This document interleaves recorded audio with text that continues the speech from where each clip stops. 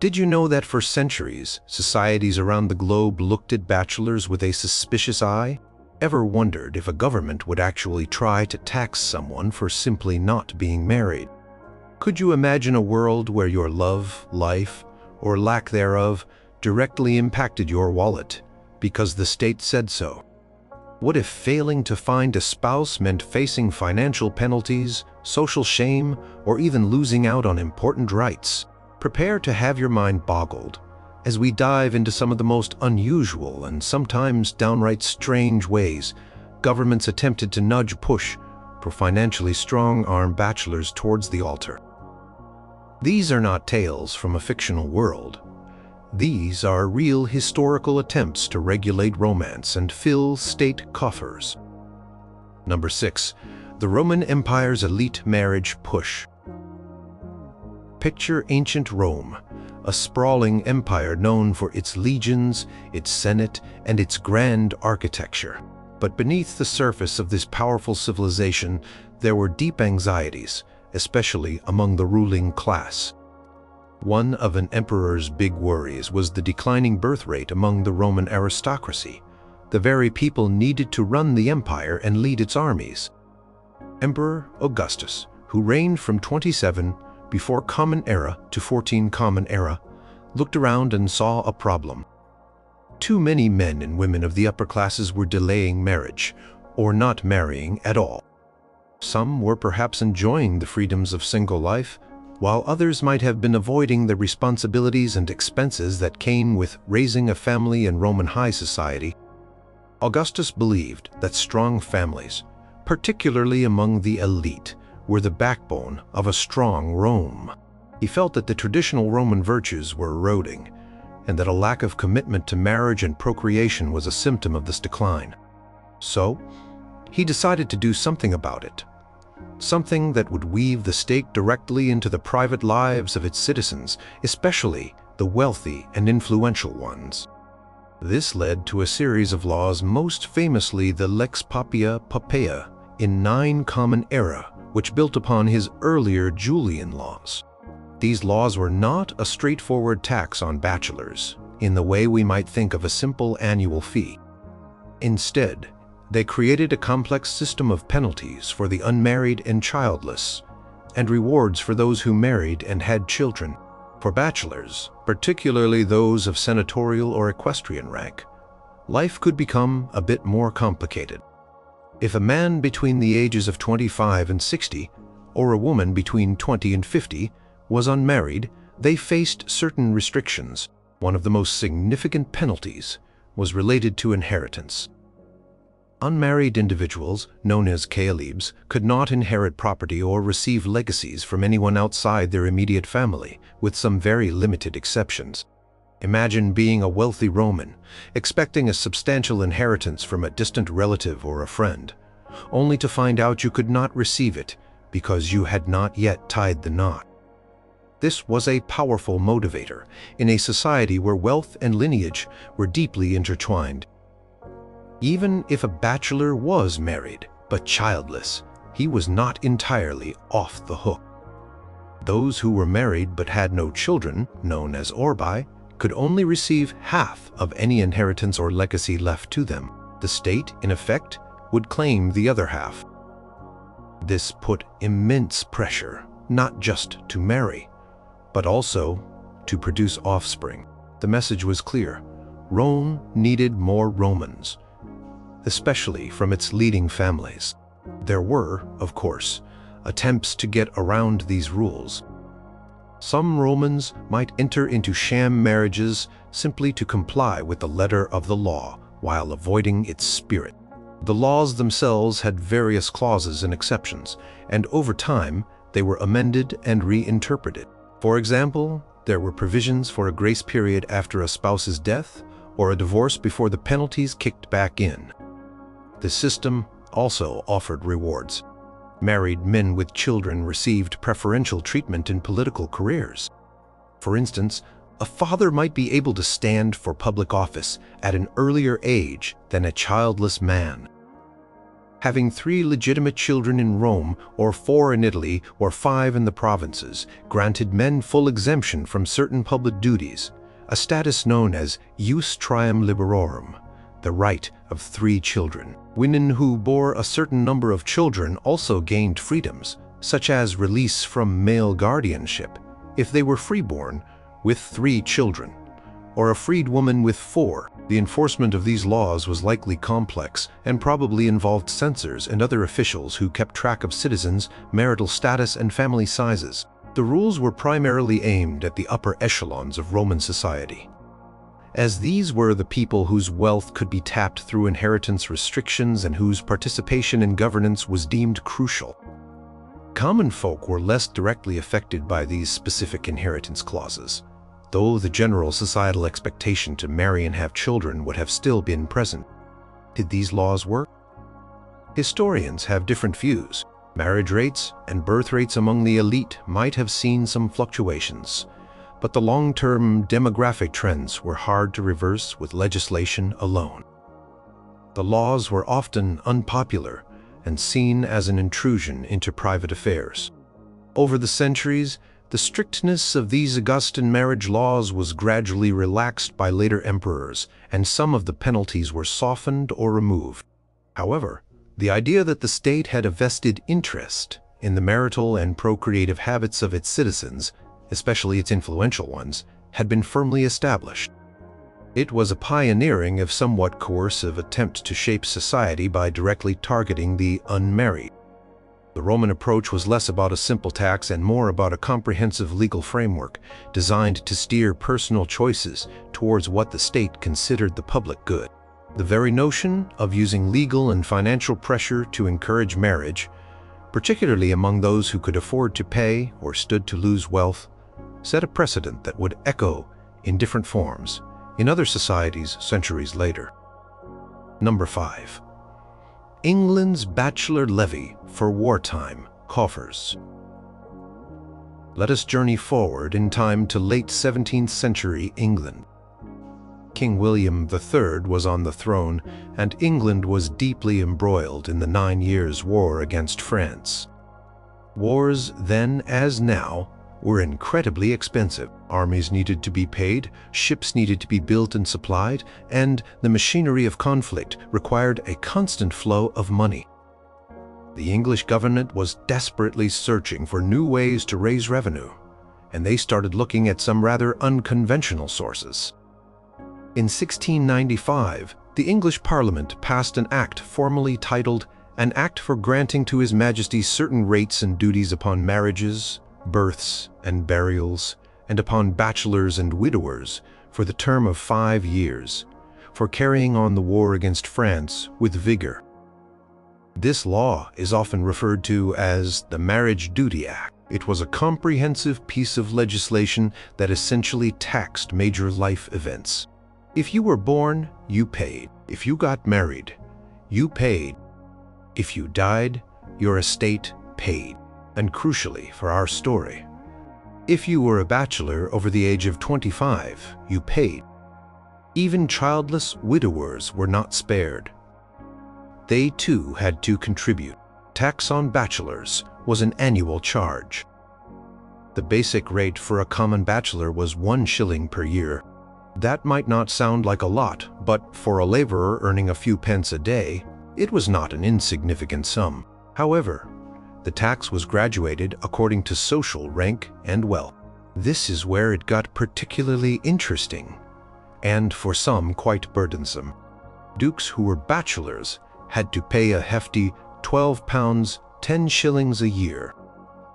Marquises paid £10, earls £7, 10 shillings, viscounts £6, 5 shillings, and barons £5.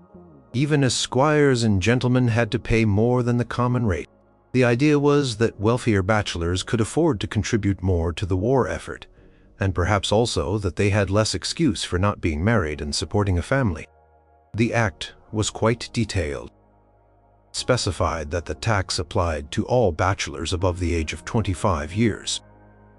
The collection of these duties was entrusted to assessors and collectors who were already responsible for other taxes, like the land tax. Parish priests and ministers were also roped in. They had to keep registers of all births, marriages, and burials, as well as lists of bachelors and widowers in their parishes. These registers were then made available to the tax assessors. Imagine the local vicar having to report on the marital status of his parishioners for tax purposes. The rationale behind taxing bachelors was twofold. Firstly, it was a straightforward revenue-raising measure. The government needed money, and bachelors were seen as a taxable group who arguably had more disposable income than married men supporting families. Secondly, there might have been an underlying social or moral component, a subtle encouragement to marry.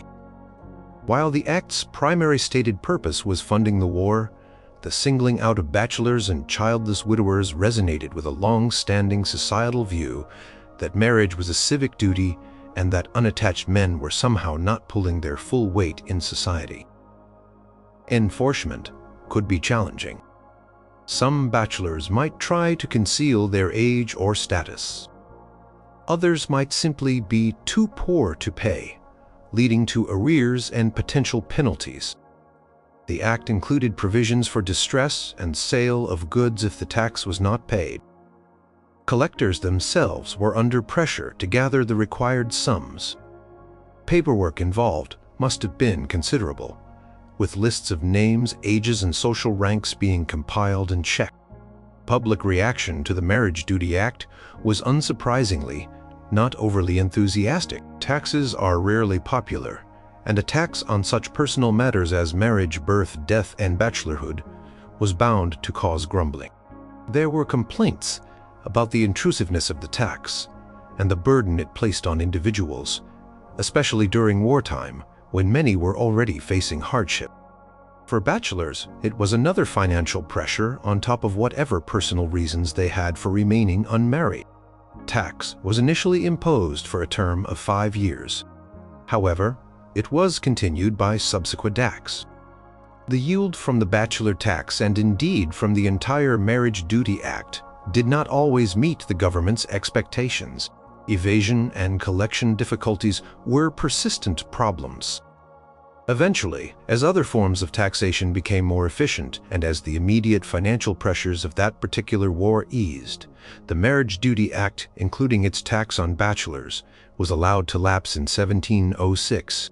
This English experiment in taxing bachelors was a clear example of a government using its fiscal powers to target a specific demographic group for financial gain, with a possible secondary motive of social engineering. It demonstrated that, when states were desperate for funds, few aspects of life were off-limits for taxation. The idea that single men over a certain age were a legitimate source of tax revenue simply because they were single was established in English law for a period. It was a practical, if unpopular, solution to a wartime financial crisis, and it highlighted how personal status could become a matter of public fiscal policy. The image of the taxman knocking on a bachelor's door, not for property or income, but for the simple fact of his singleness, is a striking one from this period of English history. Number 4. The Prussian pursuit of prolificacy. Let us shift our focus to the Kingdom of Prussia in the 18th century, a state renowned for its military prowess and its highly organized, often rigid, bureaucracy. Under rulers like Frederick William I, known as the Soldier King, and his son Frederick the Great, Prussia was obsessed with efficiency, discipline, and crucially, population growth. A larger population meant more soldiers for its formidable army and more taxpayers to fund the state.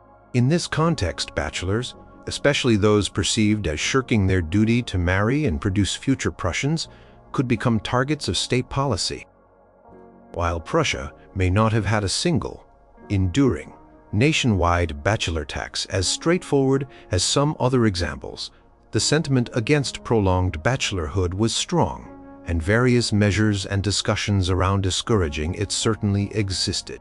Frederick the Great himself, despite his own complicated personal life and lack of direct heirs, recognized the importance of population for state power.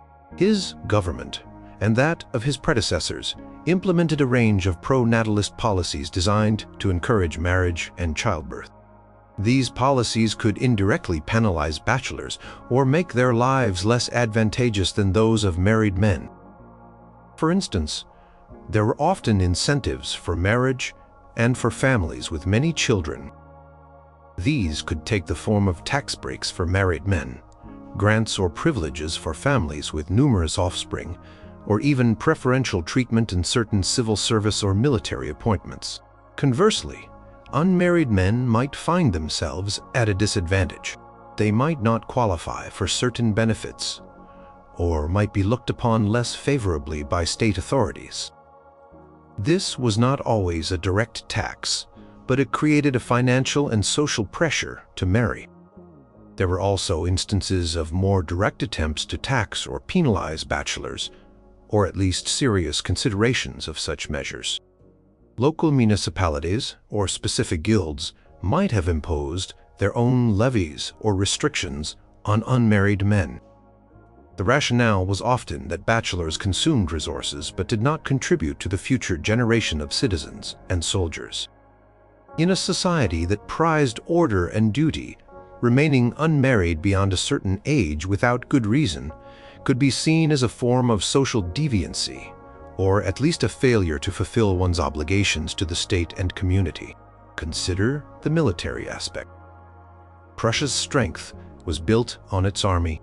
Soldiers were needed, and they came from the populace. Policies that encouraged family formation were seen as vital for maintaining military strength in the long term. Bachelors were not directly contributing to this demographic goal. While they could serve as soldiers themselves, the state also needed a continuous supply of new recruits for future generations. Furthermore, the Prussian state was highly interventionist in many aspects of life.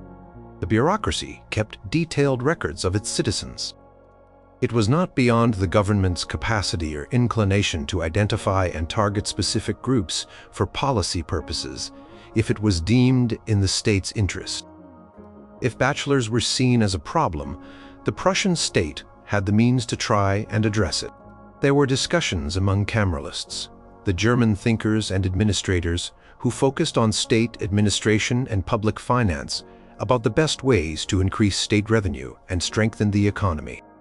Taxing bachelors was sometimes floated as an idea in these circles, not just in Prussia, but in other German states as well. The arguments would often revolve around fairness. Why should married men bearing the costs of raising families pay the same taxes as bachelors with fewer expenses? Or they would focus on the idea of inhibizing marriage for the good of the state. It is important to note that any such measures would have been implemented within a society with strict social hierarchies and norms. Marriage was not just a personal choice, but a social and economic institution. For many, especially in rural areas or within artisan communities, remaining a bachelor might not have been a desirable or even viable long-term option due to economic and social pressures, regardless of specific state taxes. The craze in the Prussian context was perhaps less about a single outlandish tax and more about the overarching philosophy of state control and the relentless drive for population growth. The state's interest in the marital status of its male citizens was part of a broader biopolitical project to manage and increase its human resources. Bachelors, in this view, represented an untapped potential, both for procreation and for taxation. Any specific levies or disadvantages they faced were manifestations of this larger state ambition. While historical records might not show a Prussian bachelor tax as infamous or as clearly delineated as, say, the English Marriage Duty Act, the pressure on bachelors was real and came from various directions: societal expectations, indirect financial disadvantages, and the overarching pro-natalist policies of a militaristic and bureaucratic state. Prussian approach was a testament to how a government deeply concerned with its own power and perpetuation could view unmarried men as a problem to be managed, if not directly taxed out of existence, then certainly nudged firmly toward the altar for the good of the kingdom. The state's gaze was ever present, and the bachelor in Prussia knew that his single status was a matter of note and potentially of consequence. Number 3. France's flirtations with fining the unfettered. France, a nation synonymous with romance and joie de vivre, also had its moments of governmental concern over the marital habits of its populace, particularly its men. Throughout French history, various regimes and thinkers toyed with the idea of using financial measures to encourage marriage and discourage bachelorhood, driven by familiar concerns: population, numbers, social order, and state revenue. During the reign of Louis XIV, the Sun King, in the late 17th and early 18th centuries, France was a dominant European power. But like England, it was also frequently engaged in costly wars. The need for revenue was constant. While Louis XIV's finance minister Jean-Baptiste Colbert was ingenious in finding ways to fill the royal coffers, the idea of specifically targeting bachelors for taxation seems to have been more of a recurring discussion point than a consistently applied national policy during this specific era, though various fiscal expedients were tried. However, the underlying principle that the state had an interest in promoting marriage was certainly present. Edicts and policies often favored married men and families, for example, through exemptions from certain duties or through benefits for those with many children. This created an indirect financial disincentive for remaining single. Later, in the aftermath of the French Revolution and during the Napoleonic era, demographics became a significant concern. Years of war and internal upheaval had taken a toll on the French population. Napoleon Bonaparte in particular was keen on increasing the number of French citizens to supply his grand army and support his imperial ambitions. A large population is the first element of military power, he is reported to have said. This led to a renewed focus on policies that encouraged marriage and childbirth. The Napoleonic Code of 1804, for instance, reinforced the legal status of marriage and family. While a direct punitive bachelor tax as a central feature of Napoleonic policy is not widely documented as being successfully implemented on a grand national scale for a long duration, the spirit of such measures was in the air. Philosophers and policymakers of the Enlightenment and post-revolutionary periods debated the role of the state in shaping society. Some argued that bachelors were in a sense societal free riders, benefiting from the stability and continuity provided by families without contributing to it directly through procreation. From this perspective, a tax on bachelors could be seen as a way to equalize the burden or to gently nudge them towards fulfilling what was considered a civic responsibility. There were proposals and discussions. For example, in 1798, during the Directory period, a legislator named Jean-François Barryan proposed a tax on bachelors, arguing that they were useless or even harmful to society. He suggested that men who remained unmarried after the age of 30 should pay an annual tax. This proposal, like many others of its kind, sparked debate but did not become a lasting law. The arguments against such taxes often centered on individual liberty and the idea that marriage was a personal choice, not a matter for state coercion. What makes the French case intriguing is this recurring flirtation with the idea. It shows an ongoing tension between the state's desire for a growing stable population and the Enlightenment ideals of individual freedom. Craze here is, perhaps, the persistence of the notion across different regimes and ideological landscapes. Whether it was a monarch concerned with dynastic strength, revolutionaries rebuilding society, or an emperor seeking soldiers, the bachelor sometimes found himself in the crosshairs of policymakers. Furthermore, local or regional authorities in France at various times might have implemented their own minor duties or disincentives for unmarried men. Guild regulations, for instance, could favor married masters. Social pressure, too, played a significant role. In many communities, a man who remained a bachelor for too long might be subject to ridicule or social exclusion, which could be as powerful a motivator as any tax. Consider the famous Code Civil, or Napoleonic Code. While it did not explicitly tax bachelors, it placed enormous emphasis on the family unit as the cornerstone of society.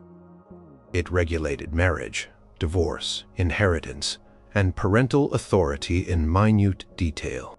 By codifying the importance of marriage and family so strongly, it implicitly devalued or marginalized the status of the lifelong bachelor, even without directly taxing him. The legal and social framework was heavily weighted towards marriage. The discussions around bachelor taxes in France also highlighted a fascinating social commentary. Bachelors were sometimes portrayed in popular culture and literature as selfish, hedonistic, or irresponsible. Taxing them could be framed not just as a fiscal measure, but as a moral one, a way to penalize perceived vice or encourage virtue. Of course, there were counter-arguments. Some men remained bachelors due to poverty, lack of opportunity, personal inclination, or even religious calling. A blanket tax could be unfair to these individuals.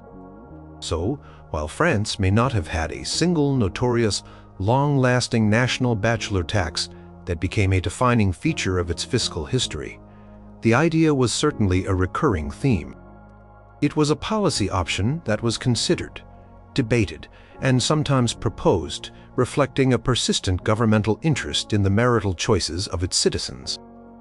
The French case demonstrates that even in a country celebrated for its romantic spirit, the state could, and did, contemplate using financial leverage to guide matters of the heart, or at least matters of the marriage certificate in directions it deemed beneficial for the nation as a whole. The bachelor in France might not always have faced a specific tax, but he often faced a society and a state that clearly preferred him married. Number 2. Missouri's frontier fling with fining single men.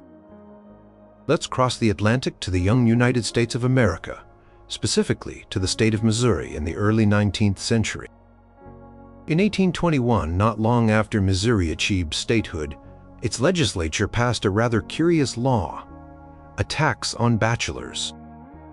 This was one of the earliest, if not the first, such state-level taxes in American history, and it provides a fascinating glimpse into the social and economic concerns of a frontier society. At the time, Missouri was a relatively new state on the western edge of American settlement. Like many frontier regions, it was likely characterized by a gender imbalance, with more men than women. Push was on to populate the territory, to civilize the wilderness, and to build stable communities. In this context, marriage and family formation were seen as essential for social stability and growth. Bachelors, especially those of a certain age and means, might have been viewed as not contributing fully to these goals. The Missouri Bachelor Tax Law of 1821 stipulated that all unmarried free white males between the ages of 21 and 50 were to pay a tax of $1 per year. $1 in 1821 was not a trivial sum for many people, especially in a cash-scarce frontier economy. For comparison, a laborer might earn around 50 cents to $1 for a full day's work. So, this was essentially levying a penalty equivalent to 1 or 2 days' wages on unmarried men.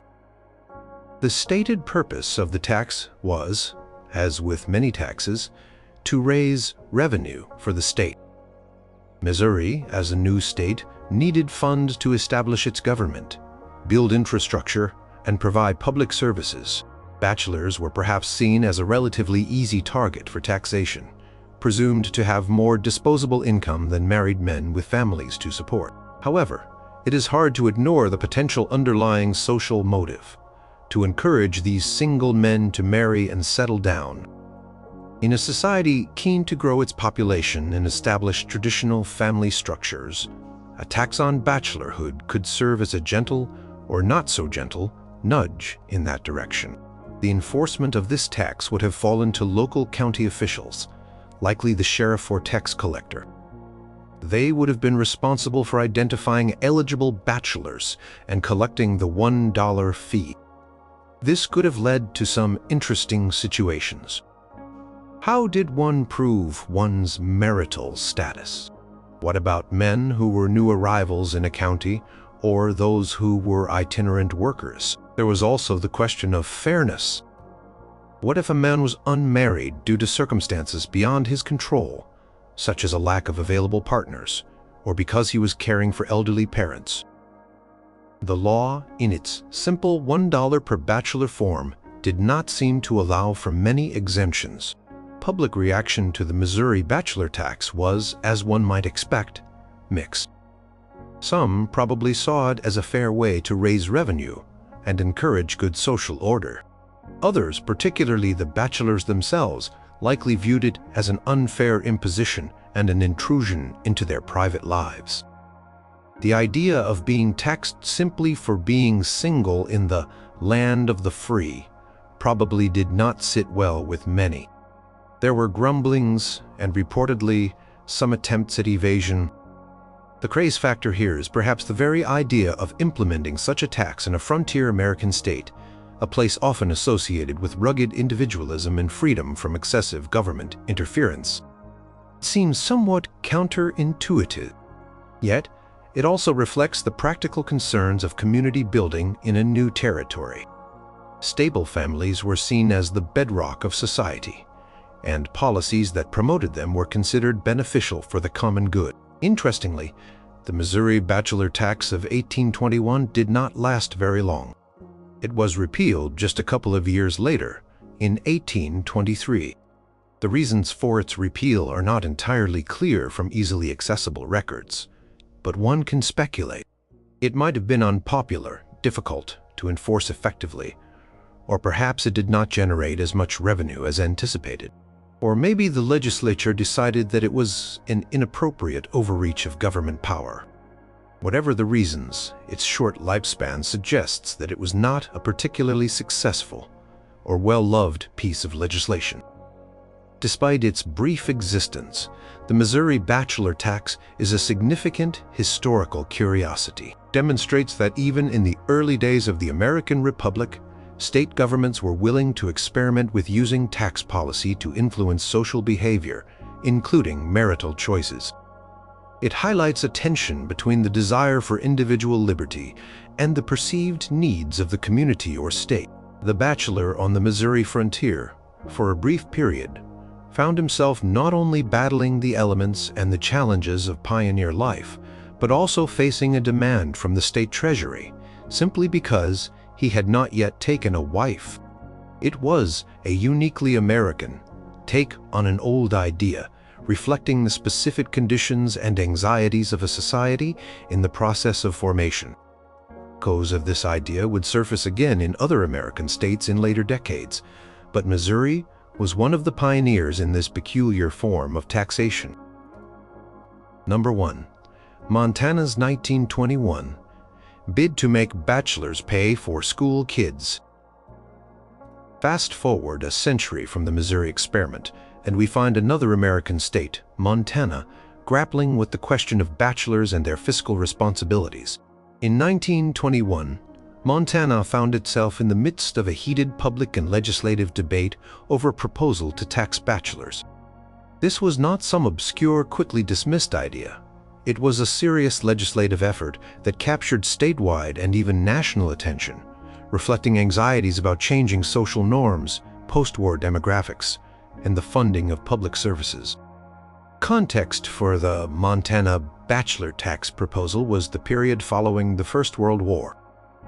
Like many places, Montana was experiencing social and economic adjustments. There was also a growing progressive era concern for public welfare and education. Funding for public schools was a particular issue. At the same time, there might have been a perception that there was a growing number of unmarried men, perhaps due to wartime disruptions or changing social attitudes towards marriage. The bill, officially known as House Bill No. 107, was introduced in the Montana legislature in early 1921 by Representative Ronald C. Marion of Missoula County. The proposal was quite specific. It called for an annual tax of $5 on all unmarried men between the ages of 25 and 55. Crucially, the revenue generated from this tax was to be earmarked for the public school fund. This linkage to education was a key feature of the Montana proposal and a clever political move, as it framed the tax not just as a penalty on bachelors, but as a way for them to contribute to a universally valued public good, the education of children. The arguments in favor of the tax were varied. Proponents like Representative Marion argued that bachelors, without the financial responsibilities of supporting a wife and children, had more disposable income and therefore should contribute more to the upkeep of society, particularly to the education of the next generation from which they also benefited. Some supporters took a more moralistic tone, suggesting that bachelorhood was a selfish state and that the tax might encourage men to marry and fulfill their societal duties. The idea was floated that bachelors were slackers in the domestic sphere, much like draft dodgers were considered slackers in wartime. There were also arguments about fairness. Married men paid school taxes and also bore the expense of raising children, while bachelors, it was argued, did not carry their fair share of this particular burden. The proposed $5 tax was not an insignificant amount in 1921. It was enough to spark considerable debate and opposition. Opponents of the bill raised several objections. Some argued that it was an unfair discrimination against unmarried men, violating principles of equality. Others contended that marriage was a personal matter and that the state had no business using taxation to coerce people into matrimony. Practical difficulties in enforcing the tax were also pointed out. How would the state accurately identify and track all eligible bachelors? What about men who were unmarried due to poverty, disability, or other legitimate reasons? Would they still be forced to pay? The debate over the Montana bachelor tax bill was lively and often humorous, attracting attention in newspapers across the country. Bachelors themselves organized to oppose the measure. They held meetings, wrote letters to editors, and lobbied legislators. Some of the arguments against the tax were quite witty. One bachelor reportedly argued that bachelors actually saved the state money by not producing children who would need to be educated at public expense. Others joked about forming bachelors' protective associations. The bill made its way through the legislative process. It passed the Montana House of Representatives by a vote of 51 to 43 in February 1921, indicating significant support but also substantial opposition. The fate of the bill then rested with the state Senate. The debates there were equally intense. Senators heard arguments from both sides. Some newspapers ran cartoons and satirical pieces about the men tax or celibacy tariff. Craze element in the Montana case was the sheer public spectacle and the passionate, widespread debate it ignited in a relatively modern American setting. It was not an ancient Roman decree or a 17th century English wartime measure. This was 20th century America, a society that prided itself on individual freedom. The idea that a state legislature was seriously considering and even passing a bill to tax men for being single seemed anachronistic to some and perfectly reasonable to others. The fact that the revenue was tied to schools added a compelling emotional and political dimension to the debate. Ultimately, the Montana Bachelor Tax Bill of 1921 did not become law. After passing the House, it was narrowly defeated in the Montana Senate. The opposition, fueled by concerns about fairness, individual liberty, and practical enforcement, managed to sway enough votes to kill the bill. The bachelors of Montana could breathe a sigh of relief. However, the story of the Montana bachelor tax proposal is a fascinating chapter in the history of such measures. It shows that the idea of taxing unmarried men was still alive and kicking in the United States well into the 20th century. It reflected ongoing societal debates about the role of individuals versus the collective, the responsibilities of citizens, and the legitimate powers of the state. The Montana Bill, though unsuccessful, became a notable example of how anxieties about social change and the need for public revenue could lead lawmakers to consider unconventional and highly controversial forms of taxation. It demonstrated that the bachelor, as a social category, could still become a target for policymakers seeking to address a range of societal problems, real or perceived, even in a state known for its wide open spaces and independent spirit. The attempt to make bachelors pay for school children was a particularly creative, if ultimately doomed, iteration of the age-old bachelor tax idea.